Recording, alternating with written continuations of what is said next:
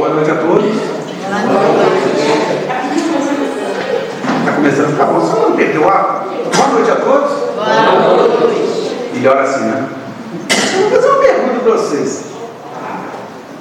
O que tem de mais gostoso aí no fundo do salão do que aqui na frente? Sabe o que parece? Vocês lembram da escola, dia de prova? No dia de aula, a maioria estava aqui na frente. No dia de prova, todo mundo ia lá no fundo da sala. E o professor malandro, na geral, gente, vem pra cá pra frente, vamos fazer prova aqui na frente. É com muita alegria, gente, que a Casa Divinadense recebe a todos vocês para mais uma noite de estudo, à luz da doutrina espírita. E essa noite nós vamos falar de um tema bacana, uma passagem do Cristo, que costuma ser objeto de discussões em função de, inicialmente, ela trazer uma conotação contraditória pela colocação. Eu não vou entrar em muito mérito, vou deixar o palestrante, que é o Toninho, falar a respeito disso hoje, mas pela posição que ela traz contraditória à moral do Cristo, no qual ele fala: honrai vosso pai e vossa mãe. Mas ao longo da nossa conversa de hoje, nós vamos ter a oportunidade de destrinchar um pouco mais esse assunto e fica mais fácil a compreensão. Deixa eu fazer uma pergunta: tem alguém aqui pela primeira vez numa casa espírita ou na Casa Divinadense? Que bom, que bom. Todos aqui já conhecem a casa, ficamos muito felizes por isso. Então, antes da gente começar, nada mais prazeroso e benéfico do que buscarmos a sintonia necessária junto ao Cristo e aos seus emissários divinos através da prece. Eu convido todos vocês a vibrarem e sintonizar-se com as energias mais elevadas. Ó Jesus, divino amigo, divino irmão, companheiro, querido de todas as horas, novamente aqui nos encontramos, jubilosos, Jesus, pela oportunidade que nos é concedida de novamente estudar o Teu Evangelho. E rogamos, Jesus, que esse estudo seja proveitoso, que essas palavras possam falar alto nos nossos corações e nossas mentes, já começar a encontrar o solo fértil depois de 2000 anos, Jesus, para promover as tão necessárias transformações.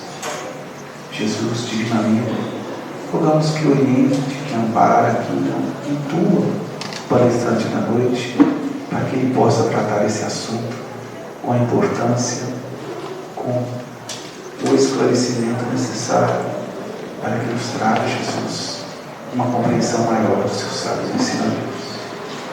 Jesus, por tudo que temos recebido ao longo da nossa caminhada e pelo dia de hoje, nos damos graças. E por tudo, Jesus, te rogamos, se conosco.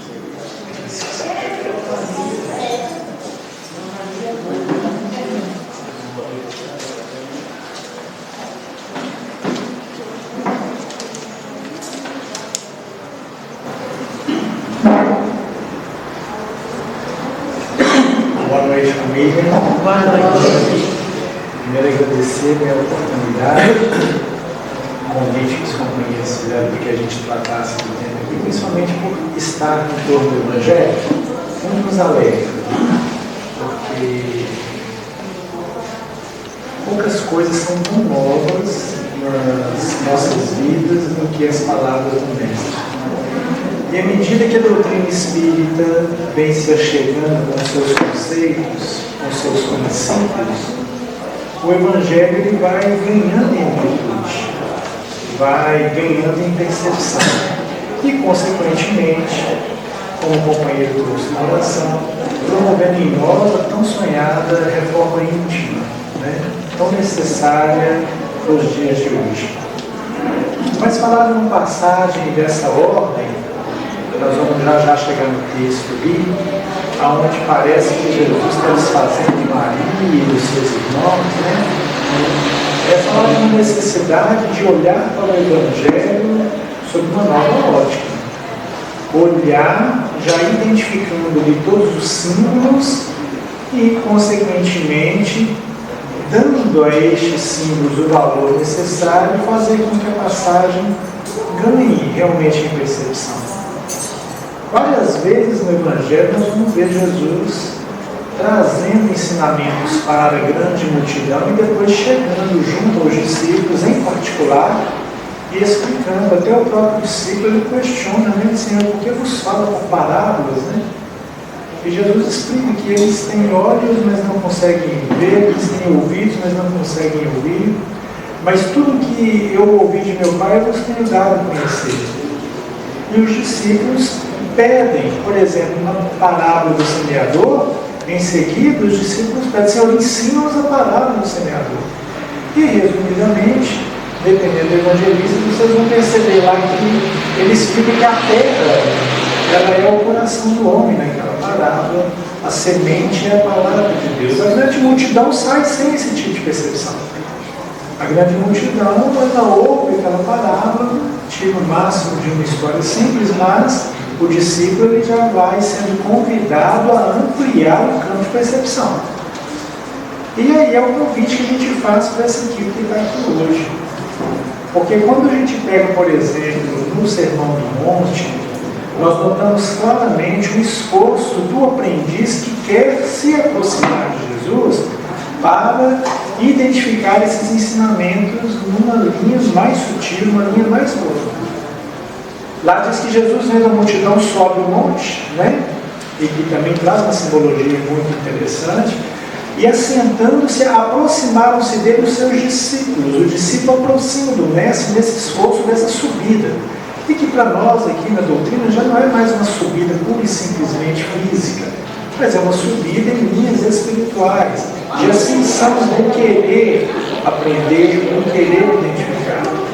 E lá diz que ele assentando, se aproximaram-se dele os seus discípulos, e ele abrindo a sua boca os ensinava dizendo. Para a gente clarear aqui o poder que as palavras têm no Evangelho, esse exemplo, por exemplo, dessa expressão, ele abrindo a sua boca os ensinava dizendo, parece uma redundância. Logo que você vai dizer alguma coisa, tem que abrir a boca. Daria para tirar essa expressão, economizar tinta, não é? E ele os ensinava dizendo, para que colocou lá abrindo a sua boca? E uma coisa que a gente vem aprendendo também no estudo do Evangelho, que nem uma vírgula, nem uma palavra, nem uma expressão ali contida é sem fundamento, é sem valor. Mas se você olha isso, não, dá para tirar. Dá para tirar abrindo a boca, não colocar só o que Jesus dizia, ensinava. Mas aí se a gente pergunta, questiona a turma que está aqui, a boca fala do que está cheio o coração. Então é sinal que Jesus vai nos trazer ensinamentos ou para os discípulos da época, algo de que ele já tinha experienciado, já tinha sentido, porque quando você fala de coração, você fala de sentimento. Né? Quando você fala de razão, de raciocínio, você fala de intelecto. Então todos nós, enquanto espíritos, trazemos essas duas asas, essas duas conotações. Razão e sentimento é algo que nos acomete a todos. Então todos nós somos muito bem representados no Evangelho também, junto àqueles personagens. E a ascensão desses personagens citados por Jesus, nós temos que estar atentos, porque há uma evolução desses companheiros. No próprio convite aos discípulos, a mudança dos nomes, isso tudo traz um significado muito interessante. Por exemplo, Levi, cobrador de impostos, considerado pelo judeu, embora ele fosse também um homem pecador, ele estava ali assentado na recebedoria, e depois que ele aceita o convite de Jesus, ele deixa de ser Levi para ser o quê, gente? Quem se lembra? Gente, estou perguntando para os encarnados aqui. Ele deixa de ser Levi para ser Mateus. Né? Então ele ascende ao apostolado ali, ao discipulado, com uma nova criatura. Isso acontece com Saulo. E Saulo vira Paulo, mas num determinado momento você vai ouvir, se já não sou eu quem vivo, mas o Cristo que vive em mim. E todos esses significados, essas simbologias, são muito importantes no estudo do Evangelho.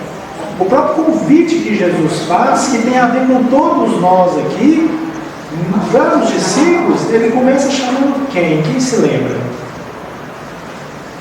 Ô, gente, eu não comentei que isso participativo, não. Vocês podem participar. Ele começa chamando quem no primeiro momento? Enquanto eu olho a palavra, ele pensa.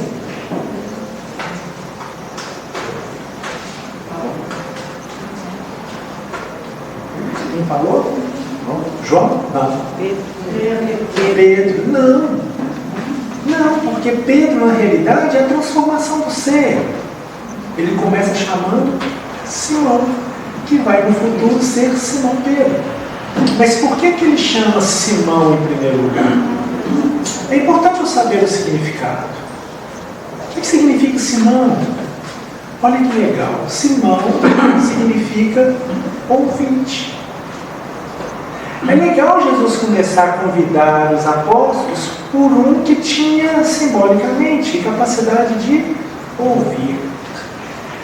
Aquela multidão à época tinha ouvidos, mas não conseguia ouvir. Tinha olhos, mas não conseguia ver. Jesus explica isso. Então, quando você tem a possibilidade de perceber no Evangelho que Jesus começa por um que tem capacidade de ouvir, e aceitando o convite vai se transformar em pedra, em rocha, em base, Simão Pedro, né? É muito importante isso. Mas na frente, aí ele vai chamar João e Tiago, né? Os irmãos, filhos de Zebedeu, filhos do trovão, né?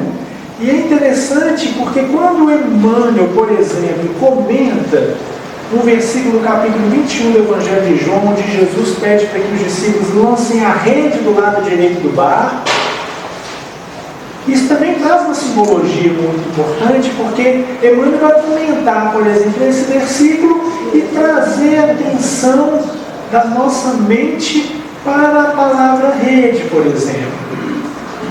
Falando que o espírito humano todos os dias se levanta com a rede dos seus interesses.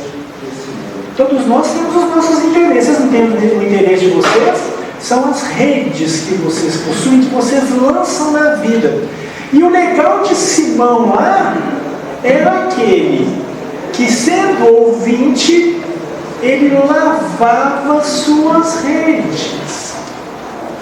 Diante de um comentário de Emmanuel, é um espírito, ou é cada um de nós, que já consegue pegar os interesses de ordem pessoal e buscar higienizá-los. Isso aqui não está bom. Isso que eu estou querendo já não cabe mais. Isso aqui já pede um mundo novo. O mundo está se transformando, esse desejo já não cabe. Perceberam? Então ele chama Simão que higienizava as redes, que pela visão de Emmanuel é a rede dos nossos interesses.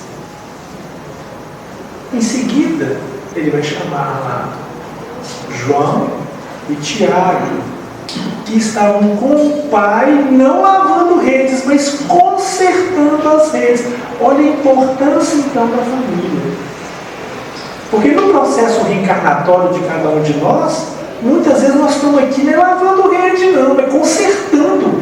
Porque nós, devido aos nossos interesses complexos, rompemos, complicamos, atabalhoamos, e aí precisamos de uma oportunidade para que as redes sejam consertadas. E Jesus então chama Simão, chama lá João e Tiago para esse processo. Um lavava as redes, legal. O outro consertava com o pai aquelas redes. Só para que a gente possa ter noção da importância. E a família bem figurada ali nesse convite não teria importância menor do que a família do próprio mestre. Então agora eu vou convidar vocês a ir ao texto da família de Jesus, tá? Para que a gente possa tentar, tirando o espírito da letra, entender por que Jesus fez aquilo ali. Porque ele fala daquela forma ali, tá? A família de Jesus, antes das parábolas, capítulo 12 de Mateus, vai dizer assim, também é narrado por Marcos e por Lucas. Lembrando que Marcos e Lucas narram passagens do Evangelho, embora não tenham convivido com Jesus. Eram entrevistadores. Mateus conviveu e João também conviveu, mas Marcos e Lucas não. O versículo 46 do capítulo 12 diz assim: E falando ele ainda à multidão, eis que estavam fora sua mãe e seus irmãos, pretendendo falar. E disse-lhe alguém: Eis que estão ali fora, tua mãe e teus irmãos que querem falar-te. Porém ele, respondendo, disse ao que lhe falara: Quem é minha mãe e quem são meus irmãos? E estendendo a mão para os seus discípulos, disse: Eis aqui a minha mãe e meus irmãos. Porque qualquer que fizer a vontade de meu Pai, que está nos céus, este é meu irmão e irmã e mãe. E a passagem acaba por aí. E aí, como o companheiro disse aqui, é motivo de conflito para muita gente. Muitos vão alegar erro de tradução, mas não é uma passagem citada no único Evangelho. Ela é narrada também por Marcos, que entrevistava as pessoas, e Lucas também, que como médico gentil, inclusive, nem judeu não era, ele pesquisa e as pessoas trazem esse relato, esse caso, ele narra e grava isso. Por mais que a humanidade quisesse retirar os textos, 3 evangelistas, 3 livros diferentes apresentam o mesmo caso. Estou achando vocês muito calados, gente. Não estou maltratando vocês? Não. Perguntas, comentários, dentro que falando, alguma observação, alguma contribuição. Como é que Jesus me faz um negócio desse? E aí? Tem gente aí louquinho para falar. E não é só essa vez não, tá? Existem passagens no Evangelho que muita gente não, isso aí é que tradução. Não é possível que Jesus fazia isso com Maria toda hora. E certa feita, Jesus pregava para a multidão ali, e uma senhora se levanta no meio da multidão e diz assim: Bem-aventurado o ventre que te trouxe e os peitos em que tu mamastes. De quem que essa mulher estava falando, gente? De Maria. Ela é emocionada diante daquele discurso. Bem-aventurado o ventre que te trouxe e os peitos em que tu mamastes. O que Jesus fala nessa hora? Alguém se lembra? Jesus, levantando-se, diz que antes, bem-aventurados aqueles que ouvem as palavras de meu Pai e as guardam. Família, Jesus não estava desfazendo de Maria, mas estava sinalizando para nós que talvez existisse um outro tipo de gestação, um outro tipo de nascimento, um outro tipo de bem-aventurança, que não aquela de gerar a presença do Cristo entre nós, pura e simplesmente. Não desfazia dela, mas deixava claro, tanto nessa passagem que a gente já leu, como nesse caso, que talvez existam coisas mais importantes a serem levadas às mentes e aos corações do que o alimento básico ofertado nessa turma. Talvez existam coisas na linha de alimentação que possa talvez favorecer um pouco mais.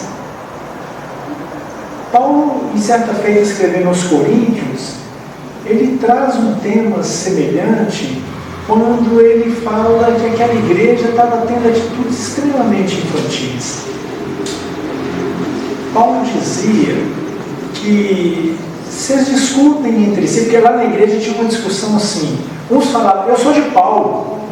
Outros falavam assim, eu sou de Apolo. Porque um foi batizado por um, outro foi batizado por outro, né? E eles discutiam. Mais ou menos igual muitas vezes se escuta assim, eu sou lá do Miramês. Eu sou do Clacos. Eu sou da Aliança Municipal de Belo Horizonte. Eu sou lá da Casa da Bahia. Perceberam? E Paulo dizia que queria alimentar aquele povo, aquela igreja, com manjar, mas não dava para fazer isso ainda, tinha que alimentar com leite, porque vocês sois crianças em Cristo, pequeninos ainda, dando os primeiros passos. Não posso ofertar um alimento mais elaborado, porque falta capacidade de percepção. Crianças em Cristo.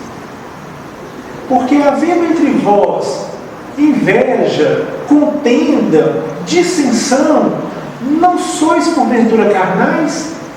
Vocês não são espirituais ainda, vocês são carnais. É tudo muito na base da questão da materialidade. Quem que é Paulo, ele diz? Quem é Apolo? Senão cooperadores de Deus. Mas vós, a igreja, vocês são lavoura de Deus e edifício de Deus. Mas nessa lavoura, quem dá o crescimento é Deus que dá o crescimento. Eu não faço nada mais do que um planta, o outro rega, mas Deus é que dá o crescimento. Mas havendo entre nós inveja, contenda, dissensão, somos carnais. Vocês conhecem, gente, alguém que tem inveja, contenda, dissensão? Não somos porventura carnais ainda? Então, para recebermos um alimento em linhas espirituais, talvez nos falte percepção de várias existências ainda. E esse esforço de olhar para o Evangelho, buscar esse interesse e fazer com que a coisa ganhe em amplitude, depende de cada um de nós. Mas para muitos de nós vai demandar um tempo, talvez, quem sabe, lá no mundo de regeneração. É bem verdade que está às portas, né? Estamos passando aí das provas e expiações complexas para um mundo de regeneração. O próprio Evangelho, o Apocalipse sinaliza isso para nós. Não sei se vocês já viram isso lá. E quando você fala dessa possibilidade de nascimento, de filiação, de mãe, de filho, de irmãos, nós temos que estar atentos, porque isso acontece conosco em nível individual, esse processo desse nascimento espiritual, mas também acontece em nível coletivo. Apocalipse 12, versículo 1. Vocês já viram lá? E houve um grande sinal no céu. E aí eu preciso do esforço de vocês aqui também. Uma mulher vestida de sol, tendo a lua debaixo dos seus pés, uma coroa de 12 estrelas na cabeça, e gritava com ânsias para dar à luz, porque estava grávida. Muito símbolo, né? Muita imagem. Mas imagine para o povo à época, precisava, mas hoje a gente já consegue extrair alguma coisa. Um grande sinal no céu. Vamos facilitar aqui, vamos imaginar a Terra. Uma mulher vestida de sol. A Terra é vestida de sol. O sol a envolve 24 horas por dia, o tempo todo. Envolve? Uma mulher vestida de sol, tendo a lua debaixo dos seus pés, um satélite natural que gira em torno da sua órbita. Não é? Uma coroa de 12 estrelas, se a gente analisar o nosso zodíaco aqui, o nosso tempo, o nosso prazo, os 12 meses, né? Estava grávida, gritava com ânsias para dar à luz. O planeta está gestando. Vai surgir um novo mundo, novas possibilidades, mas é um parto difícil. Mas o Evangelho nos mostra que isso não acontece simbolicamente, somente com alguns pontos no Evangelho para nós. Isso acontece também em níveis pessoais. Dentro do que falamos aqui, gente, alguma pergunta? Está tranquilo? Está indo muito rápido? Não? Vamos imaginar Jesus então agora conversando com os discípulos e dizendo assim: a mulher, quando está para dar à luz, ela sente uma tristeza, uma preocupação muito grande pelo momento que ela vai enfrentar. Mas depois vem a alegria de ter trago um varão ao mundo. Fala isso com os discípulos ouvindo isso. Aí Jesus vira para os discípulos em seguida e diz assim para eles: assim também vós agora, vocês estão tristes. O discípulo tem que coçar a cabeça assim, ele está doido. Fala que a mulher, quando está para dar a luz, sente tristeza, e nós também estamos do mesmo jeito. Sabe que nós estamos grávidos, né? E se a gente vem descobrindo no Evangelho que ele é o noivo, e nós, enquanto igreja, somos a noiva, estamos todos gestando novos valores. E que esses valores têm que vir à luz. Um nascimento difícil, complexo, que agora preocupa e às vezes entristece. Perdoar 7 vezes estava bom, não. E que negócio é esse de perdoar 70 vezes, 7 vezes? Chega a dar até uma melancolia, né? Será que é assim? Nós estamos tristes, mas quando nascer a criança, que criança é essa que vai nascer? Em outra ocasião, no capítulo 18 do Evangelho de Mateus, nós vamos ter Jesus pegando uma criança, colocando no meio dos discípulos e explicando que aquele que não se fizer, 2 verbos, e não vos converter como um desses pequeninos, não entra no reino não, filho. É um processo transformador. Se fazer como criança. É uma reforma. É uma reforma. A criança, ela quer aprender, ela quer crescer, ela quer se bem-aventurar, ela quer descobrir. E muitos de nós estamos aí cansados. Tem um sentimento complexo, identificado como um sentimento já para muitos antigo. E que é bem visto, sabe aonde? No Evangelho? Quando Jesus entra na casa de Pedro. Olha a simbologia do masculino e do feminino ali presente. 3 evangelistas narram a passagem. Jesus entrando na casa de Pedro. Quem que ele encontra lá, gente? Que estava acamada lá, febril. A sogra de Pedro. Acamada, febril. Passagem tem 2 versículos em todos os evangelistas, muito curtinho. E lá diz simplesmente que Jesus toca aonde nela? Na destra dela. E lá diz que ela levantando-se, que é muito peculiar, muito simbólico, mas muito importante para nós esse levantar, levantando-se, serviu-os, no plural, serviu a todos. Aí a doutrina espírita tem que nos ajudar a tirar o espírito da letra disso, porque isso tem a ver com muitas outras passagens do Evangelho. Não é o sogro de Pedro que Jesus encontra na casa, é a sogra. André Luiz fala de uma casa para nós, mas ele fala que é uma casa o quê, gente? Casa mental. E todos aqueles personagens contidos no Evangelho, eles falam, conectam-se conosco.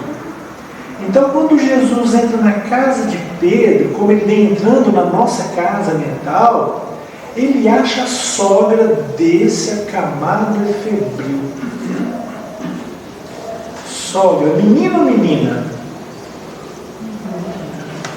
Perguntando para os encarnados, gente, menino, menina? Menina. O símbolo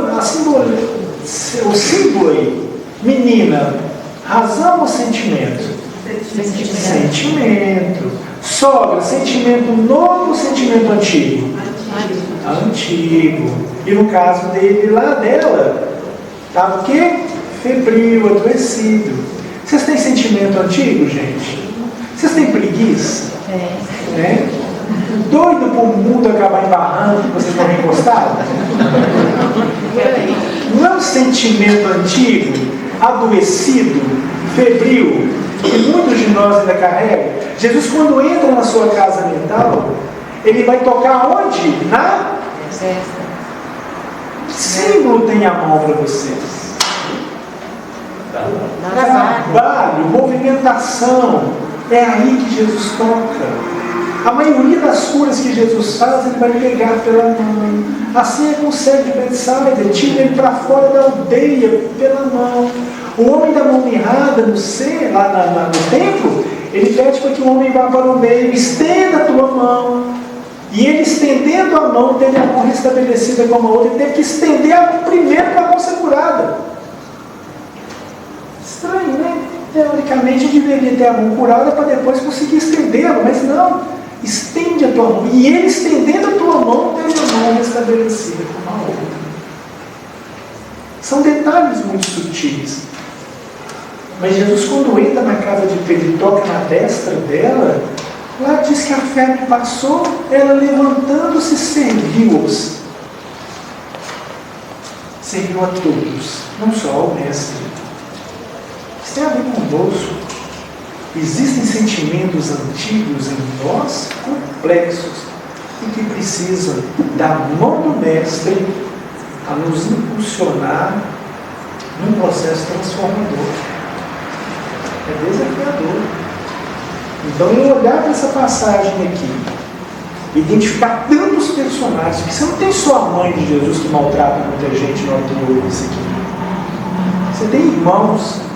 Aí você ouve coisas do tipo assim, ah não, Tolinho, mas isso aí é questão de erro interpretativo, como a própria cura da sogra de Pedro. Outro dia eu vi que Pedro negou Jesus 3 vezes porque Jesus curou a sogra dele.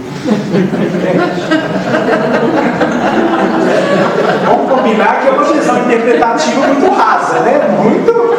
Muito ao pé da letra, né? Não faz o mínimo sentido. Muito criativo. É muito criativo. Mas quando Jesus fala quem é minha mãe e quem são meus irmãos, você vai ouvir coisas do tipo, mas Jesus não tinha irmão, porque a Virgem Maria deu a luz somente ao Filho de Deus ali, não é? Será? Aí você começa a estudar o Evangelho, você toda hora vê os irmãos de Jesus sendo citados. Mateus 13, 55, você vai ter lá. Vou tentar achar isso aqui, porque eu acho que vale a pena, para que a gente possa ir clareando a nossa mente um pouquinho.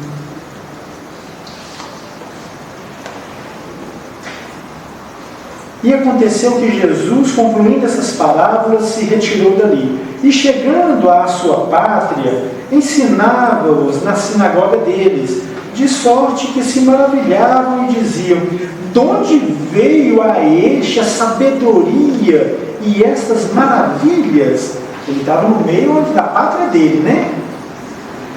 Não é este o filho do carpinteiro? E não se chama sua mãe Maria e seus irmãos Tiago e José e Simão e Judas? Já tinham visto aqui? Filho do carpinteiro e de Maria, na terra deles ali. E os seus irmãos não são Tiago, José, Simão e Judas? Citaram aqui 4. Mas será que teve irmãs? E não estão entre nós todas as suas irmãs? De onde lhe veio, pois, tudo isso? Tal conhecimento? Tinha irmãs também. Na passagem que nós lemos aqui, que é o alvo do nosso estudo, Jesus fala de irmão, irmã e mãe. E nessa ordem. E isso também é importante. Nessa ordem. Lembra que Simão, que é o ouvinte, foi chamado primeiro porque lavava as redes, depois João e Tiago, que consertavam as redes com o pai? Isso tudo tem um trâmite natural. Eu já não os chamo servos, mas eu os chamo amigos, porque o servo não sabe o que faz o seu senhor, mas tudo que eu ouvi de meu pai eu nos tenho dado a conhecer. Então você deixa de ser servo para ser amigo, deixa de ser amigo para ser filho, porque o filho já honra pai e mãe. Percebe? É uma gradação. E o Evangelho te oferece isso.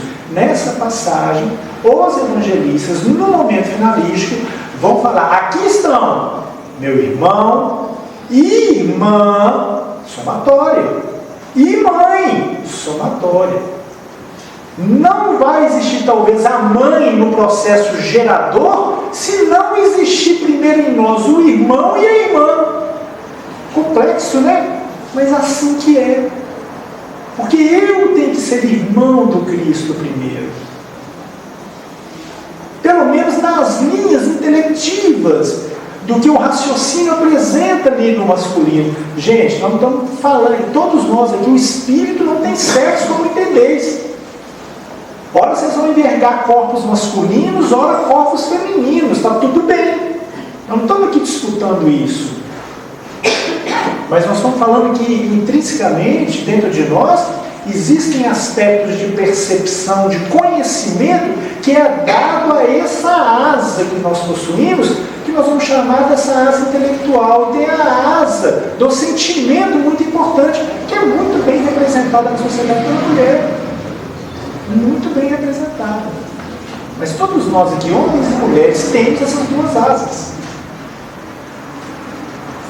O homem vem na frente aqui, o irmão vem na frente. A mulher, a irmã vem em seguida. E a mãe, que é aquele momento finalístico, gerador, vem no final. Isso talvez explique e colabore com uma outra passagem, que é aquela que diz assim, é até complexo o texto: e o irmão entregará a morte ao irmão. Quem vocês estão vendo aqui, gente? O Toninho, um homem velho, e que vai dar lugar para um homem novo que está surgindo, está sendo gestado aqui. Beleza? O homem velho. Quem que vai fazer com que esse aqui adormeça ou morra para que possa surgir um outro? O irmão que entrega a morte ao irmão. Quem é nosso irmão mais velho, gente? Jesus é nosso irmão mais velho. Quando ele chega com os valores que ele chega, ele está literalmente nos entregando a morte. Para que eu, o homem velho, adormeça para que possa surgir um homem novo. O irmão entregará a morte ao irmão. Olha aqui o desafio disso. Eu preciso do esforço de vocês. E o pai, quem está gestando agora? Não é o Toninho que está gestando? Os valores? O pai entregará a morte ao filho. Sabe o que eu penso quando os valores crísticos chegam e me absorvem? Esse negócio não é para mim. Perdoar, porque não foi você. Amar o inimigo, utopia. Bendizer quem vos maldizem, você está me zoando. O pai vai entregar a morte ao filho. Mas até agora ninguém matou ninguém. Entregar a morte é uma troca e uma transferência de valores transformadores que vai fazer a coisa funcionar. Então o irmão entrega a morte ao irmão. O pai entrega a morte para o filho. Mas lá diz que os filhos se levantarão e estes matarão seus pais. O filho tem a capacidade de, depois que nasce, se desenvolver, olhar para o homem velho e falar assim: já deu, né, meu amigo? Já deu, não cabe mais. Mas precisa de padrões interpretativos. Pode parecer confuso, mas à medida que a gente vai percebendo o valor que as palavras têm no Evangelho, a coisa se torna mais clara. Então aqui eu tenho uma simbologia muito forte em Maria, com os seus irmãos, que a gente já citou alguns aqui. Inclusive tem aqui um tal de Judas. Vocês viram aqui? Entre os 4 irmãos de Jesus citados, tem um tal de Judas. E quando você dá um salto no último livro antes do Apocalipse lá, tem um tal de Judas que o pessoal fica lendo aquele livro lá e fala assim: eu não sabia que Judas, antes de ser enforcado, tinha escrito um evangelho, não? Ou uma epístola? Está aqui, ó. Epístola Universal do Apóstolo Judas. Será que esse Judas não é irmão de Jesus? Porque lembra que esse aí não é o filho do carpinteiro e de Maria e os seus irmãos? Como é que está o nome lá dos irmãos? Tiago, José, Simão e Judas, né? Aí quando você vai ver o livro de Judas, começa assim: Judas, é quem está escrevendo essa epístola, né? Servo de Jesus. Olha que legal, não falou que é irmão. Não é legal isso? Ele poderia ter colocado aqui irmão consanguíneo de Jesus. Gente, é só uma suposição. É só uma suposição, tá? Podem me chamar de maluco, não tem problema não. Judas, servo de Jesus Cristo, irmão de Tiago. Olha que interessante. O outro Tiago não tem irmão chamado Judas. Mas Jesus tinha, segundo a narrativa do capítulo 13, versículo 55, dois irmãos, tá aqui, Judas e Tiago. Mas não é assunto para hoje. Então vamos lá. Então Maria e seus irmãos estão aí. É bem verdade que nas traduções, irmão e primo têm o mesmo significado. Então poderia ser Maria, por e simplesmente com os primos de Jesus. Mas o Evangelho nos mostra as sinalizações de irmãos consanguíneos. Mas também não é o foco. Pergunta, gente, dentro do que falamos? Essa é a lógica que está certa. Vamos lá, moçada. Algum comentário, alguma pergunta? Não? Então nós temos aqui o texto que nos convida.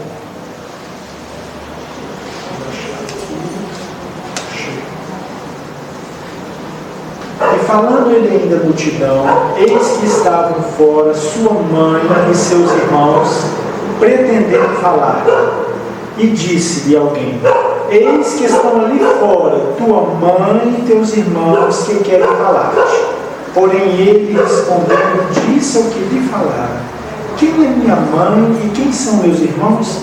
E estendendo a mão para os seus discípulos, disse: eis aqui minha mãe e meus irmãos. Mais na frente, no último, ele vai sinalizar: porque qualquer que fizer a vontade de meu Pai, que está nos céus, este é. Repararam que está no singular? Como é que alguém pode ter a capacidade de ser meu irmão, irmã e mãe? É uma somatória. Então nós trazemos, então, por obrigação de sermos de Jesus, primeiro irmãos, depois irmã, ou somando o aspecto de sentimento irmã, e depois mãe de Cristo. Obrigação nossa. Agora, como ser irmão de Jesus, gente? Como ser irmão? Se o irmão entrega a morte ao irmão. Que valores são esses que eu estou perdendo, que eu não estou conseguindo trazer para o meu dia a dia? Quero um exemplo. O que vocês mais gostam do Evangelho e dos ensinamentos crísticos?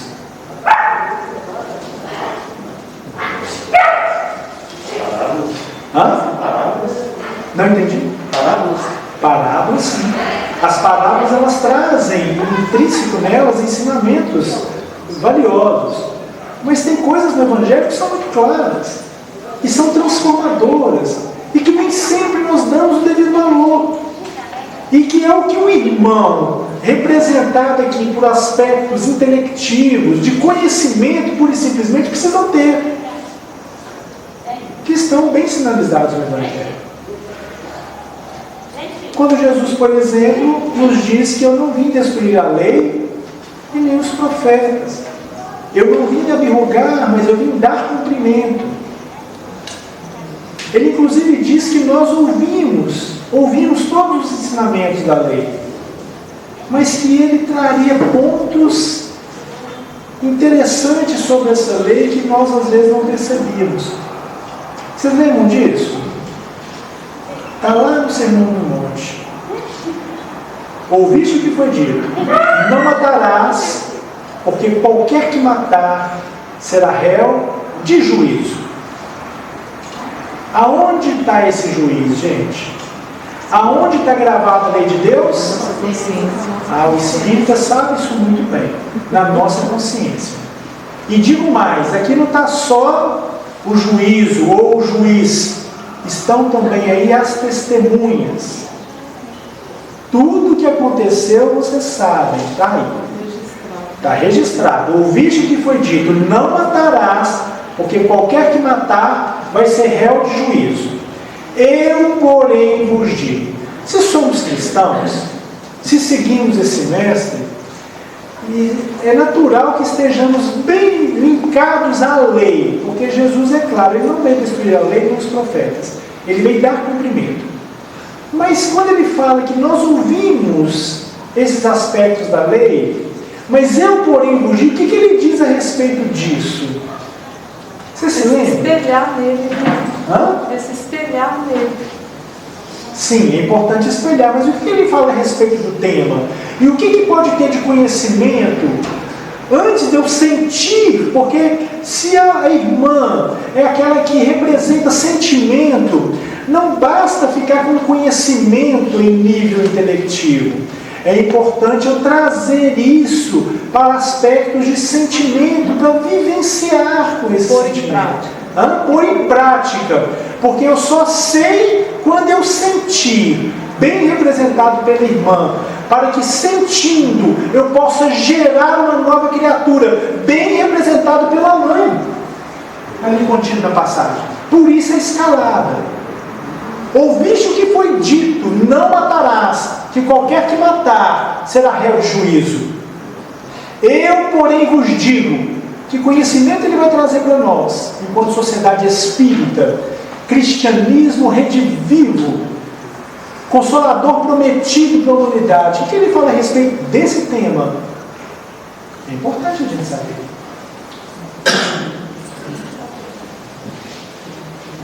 Ouviste o que foi dito. Não matarás, qualquer que matar será réu de juízo. Eu, porém, vos digo que aquele que se encolerizar contra seu irmão será réu de juízo. Eu tinha que matar para ser réu de juízo. Eu, porém, vos digo, é sinal que eu já estou com esse mestre e vou receber novos valores e sutis. E são passíveis de percepção de forma profunda. Então vamos lá. Eu, porém, vos digo, aquele que se encolerizar contra seu irmão, já será réu de juízo. Com Jesus não precisa só matar para ser réu de juízo.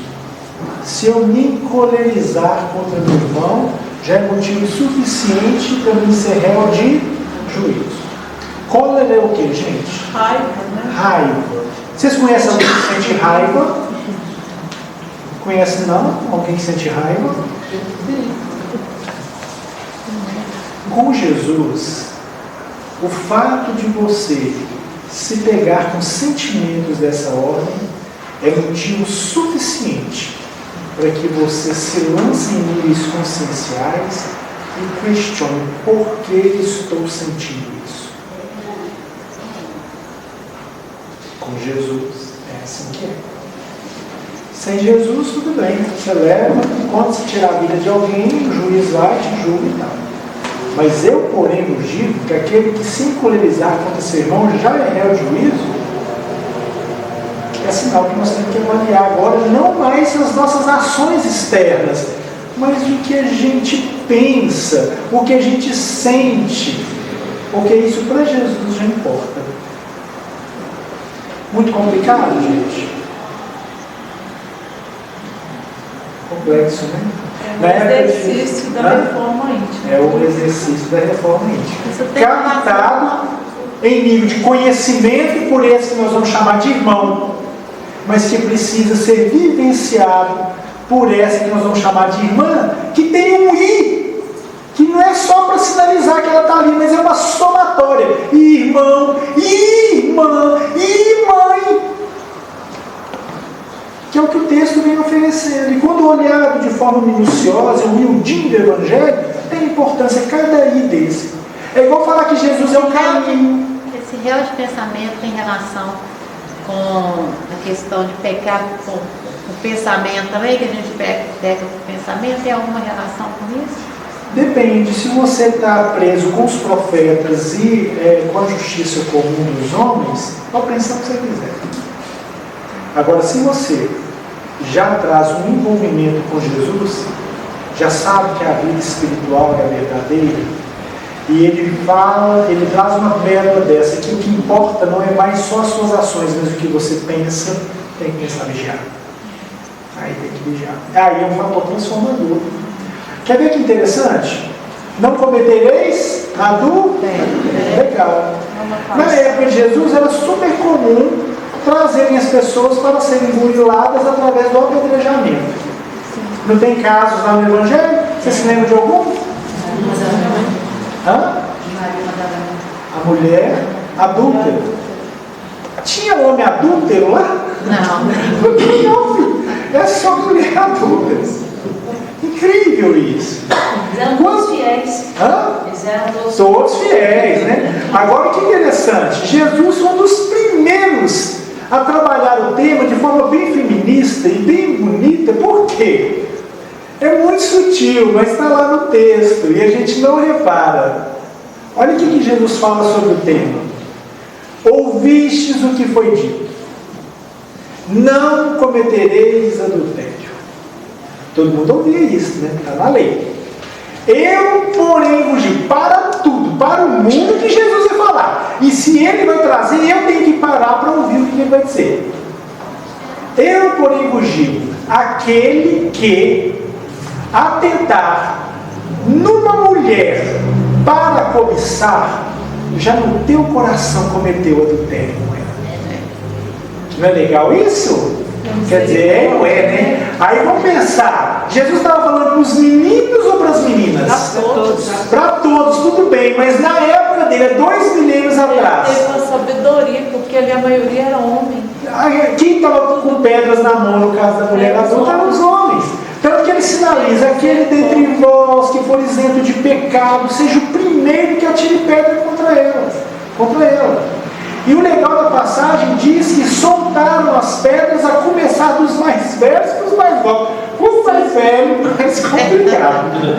Infelizmente, assim que é. Então, quando Jesus fala em relação ao adultério, aquele dentre vós que atentar numa mulher para cobiçar, já no teu coração cometeu adultério com ela, o que Jesus está falando? Ele está falando para os meninos ficarem atentos, que vocês estão preocupados em apedrejar as donas, não é? Mas vocês já são adúlteros quando vocês atentam na mulher, exato, para cobiçar. Não é sutil, delicado e não é inovador? Na verdade, são adultos antes delas. Né? Exato. Então é muito inovador. E nunca foi tão novo o Evangelho para nós. Vocês têm certeza que eu não estou maltratando vocês? Porque nós temos que parar agora para pensar. Para o Toninho já não cabe mais aquele negócio só de, né? Ah, foi lá e cometeu. Não, agora tem que começar a vigiar. Pensamento, olhar. Está na rua ali, que a gente andava igual radar, né? Igual radar, assim, né? Agora não, agora começar a se centrar. Tem que estar mais centrado, porque está caminhando com quem? Com o guia e modelo da humanidade, com o exemplo transformador de nossas vidas. E assim ele vai trabalhando toda a lei. Quando fores jejuar, unge a tua cabeça, lava o teu rosto, para ninguém saiba que você está jejuando. É uma coisa entre você e Deus. Quando fores orar, fecha o teu aposento, entra no teu aposento, né? Conversa com teu pai que está no oculto. Ele sabe das tuas necessidades antes mesmo de você. São processos íntimos, não mais externos. E muitos de nós ainda estamos insistindo em propostas externas, apalamentando, enfeitando, não é? E deixando a casa desocupada, varrida e só adornada, que é o que numa parábola é a compreensão dos compromissos. Dentro do que falamos aqui, gente, perguntas, passagem complexa, né? E ela é desafiadora. Desafiadora. Então, quando você começa a olhar esse mestre, começa a ficar mais claro. A coisa começa a ter mais entendimento. Então, Jesus, naquela hora, é verdade, a doutrina espírita vai trabalhar isso para nós no Evangelho segundo o Espiritismo. Jesus está pegando o lar comum que conhecemos, está empurrando a parede, está tombando para uma família universal mais ampla. Isso mexe muito com a gente. Mexe. Eu escutei aqui uma palestra, que é do mês, na segunda-feira passada, e ele relatou só, assim, teve vários, né, como se diz, os vultos que passaram por aqui, e ainda tem alguns vultos que ainda estão aqui conosco, que é o Divaldo, né? Sim. Aí falando do Eurípides mesmo, eu nem sabia da história dele. E teve esse momento que Eurípides já estava numa evolução espiritual tão elevada que ele voava alto. E chegou numa fase que ele voou tão alto que ele escutou uma voz falando: só até aqui. Tá bom, né? Aí, quando ele olha, ele vê Jesus e fala: Jesus, perdi uma lágrima descendo nos olhos dele, e ele pergunta: por que choras? E Jesus não respondeu para ele. Aí ele vai e torna a falar: chora pelos doentes? Aí Jesus responde: não, choro por aqueles que conhecem o Evangelho e não praticam. Isso eu vou te falar, esse dia eu fui embora Assustada. porque é por isso que eu estou falando dessa questão da reforma íntima, que a gente tem que ficar em vigília com a gente o tempo todo. A gente acha, gente, por algum motivo, faltam 2 minutos, que o exílio ele é um processo que ele vai funcionar. Nós estamos vivendo um mundo em transição. Muitas pessoas que estão no plano espiritual, alguns em regiões umbralinas, os umbrais estão sendo higienizados, limpos, muitos estão sendo recolhidos, mas não reencarnam aqui mais. Estão sendo levados para outras paragens, né? Outros mundos, aonde lá eles vão estar bem sintonizados com a proposta moral deles, para que eles possam continuar. Isso aconteceu há milhares de anos atrás, quando os capelinos vieram de lá para cá ajudar na fixação da raça humana aqui. Quando você pega Jesus falando, por exemplo, que o discípulo é o sal da terra, você se lembra? Vós sois o sal da terra. Mas se o sal for insípido, é o que você está falando. Se o sal for sem gosto, precisa de muito sal para temperar? Precisa. Algumas pitadas você... E o sal ele tem a função de acentuar o sabor do alimento. Se o sal for insípido, para nada mais presta, senão para ser lançado fora e servir de piso para os homens em outras paragens, ser pisado pelos homens, é o que está lá no texto. Você está falando de um discípulo que tem conhecimento e que está sendo. Para finalizar, tem uma passagem que Jesus conta uma parábola de quando o Filho do Homem, que é um título que ele aceitava, vier em sua glória e os santos anjos com ele, ele vai separar os homens uns dos outros como um pastor que separa os bodes das ovelhas. Ele vai colocar as ovelhas à direita, os bodes à esquerda. Gente, é a parábola, e aqui eu estou só usando as cadeiras, mas tá. Ele vai dizer para as ovelhas que estão à direita: vinde a mim, benditos de meu Pai, tomai por herança um reino que está preparado desde a formação do mundo. Quem tem direito à herança, gente? Quem tem direito à herança? Filho, exatamente, processo transformador. Lembra, já não puxamos servos, nem puxamos amigos. A gente tem que ouvir Jesus em determinada passagem, chamando os discípulos de filhinhos, né? Então, benditos de meu Pai, tomai por herança o reino que está preparado para vocês desde a formação do mundo. Eu tive fome, vocês me deram de comer. Eu tive sede, vocês me deram de beber. Eu era estrangeiro, vocês me receberam. Eu tive doente ou preso, vocês foram me ver. Legal? Tranquilo? Quando foi, Senhor? A ovelha fala isso, né? Quando foi que você teve fome? Eu não lembramos, não. O legal da ovelha é isso. Ela traz ações que ela faz naturalmente sem ficar fazendo conta. Não é? E o espírito ele gosta de ficar fazendo conta. Ele sai com o saco de campanha do quilo, aquele solão de sábado à tarde, perguntando assim, quantos bônus olhos que deve dar, né? Porque um calorão desse, né? Mas a ovelha não. Ela fala assim, eu não lembro não. Cada vez que fizeste um desses meus pequeninos, a mim estava fazendo. Tranquilo? Toma por herança o reino. Os bodes você vai ouvir o apartai-vos de mim, vós que cometeis a iniquidade. O apartai-vos de mim é fora desse reino, é fora desse novo ambiente. Isso é exílio. Mas repare na fala, não sei se eu vou complicar a sua vida ainda mais, mas na fala, ele não está falando, a lei manda não matar e você matou, a lei manda não cometer adultério, você cometeu, a lei manda não furtar e você furtou. Não é isso. Eu tive fome, você não me deu de comer. Eu tive sede, você não me deu de beber. Eu estava doente, eu estava preso, você não veio me ver. Eu era estrangeiro, você não me recebeu. Vocês têm certeza que eu não estou chateando vocês?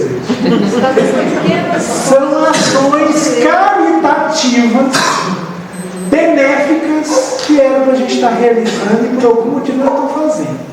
Gerou exemplo alguns aí. Mas nós estamos 5, 4, 3, 2, 1.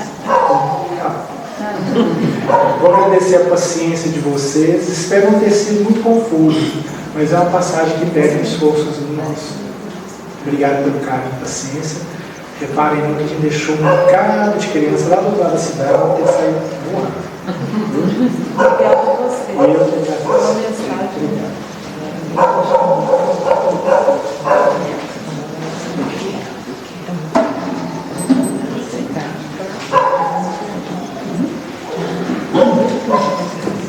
Nós que agradecemos ao Toninho, né, por esses esclarecimentos tão importantes a todos nós.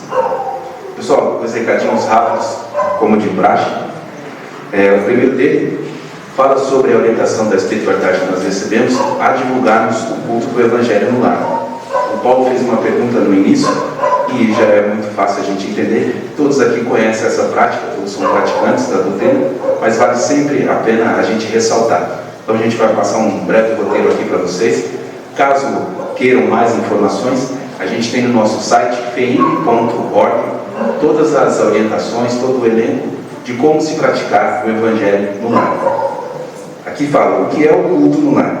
É uma reunião que realizamos em nosso lar na companhia de familiares que desejam participar, onde se fazem as leituras e comentários edificantes acerca do Evangelho e das obras subsidiárias do Espiritismo.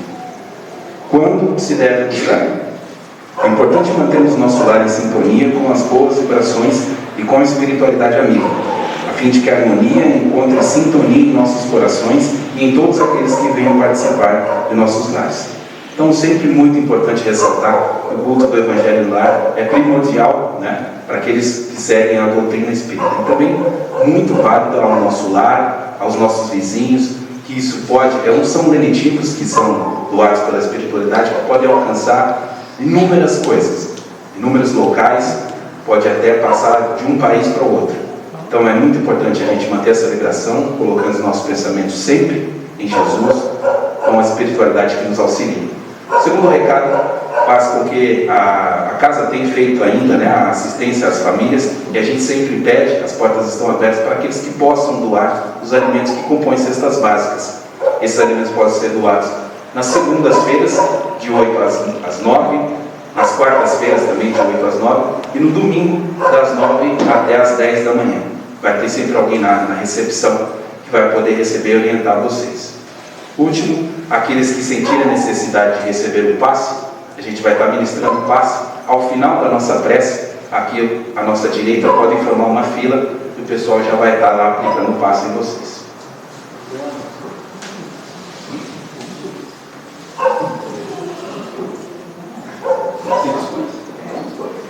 Opa, agora acabei de receber uma informação que eu estava esquecendo. Todos aqui têm saudade daquele biscoitinho que a gente tinha ali no final da saída, tenho certeza. Eu, inclusive, que se eu pudesse comprar 10, eu já comprava os 10 e comia tudo sozinho. Mas a gente tem que compartilhar. Está aí de novo o biscoito, hoje mais uma vez, aqueles que quiserem adquirir, ao final da reunião, podem se dirigir ali à recepção. E a gente vai matar essa saudade, né, de quase 2 anos e meio. Pessoal, então, muito obrigado pela presença. A gente vai serenar os nossos corações e agradecermos mais uma vez ao nosso Mestre pela bendita oportunidade de estarmos reunidos em Teu nome.